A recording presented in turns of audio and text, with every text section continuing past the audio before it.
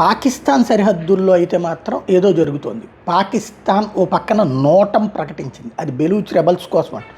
రెండో పక్కన సైన్యాన్ని అప్రమత్తంగా ఉండాలని వాళ్ళ ఆసిఫ్ మునీర్ ప్రకటించాడు.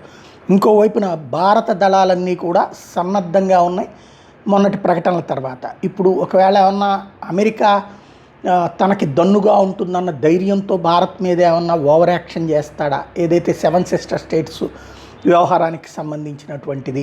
ఎందుకంటే యుద్ధం సందర్భంలో దెబ్బ కొట్టాలన్నటువంటి కుట్రే ప్రస్తుతం జరుగుతున్నది.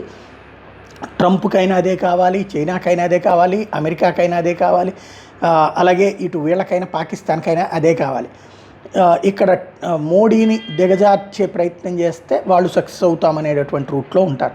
క్రిందటిసారి ముందుగా దాడి చేసి ఉగ్రదాడి, తద్వారా మోడీకి ఛాన్స్ ఇచ్చారు. మోడీ వెళ్ళి వాళ్ళని కొట్టించినటువంటి సందర్భంలో ఏం చెప్పాలో అర్థం కాని పరిస్థితి అయింది.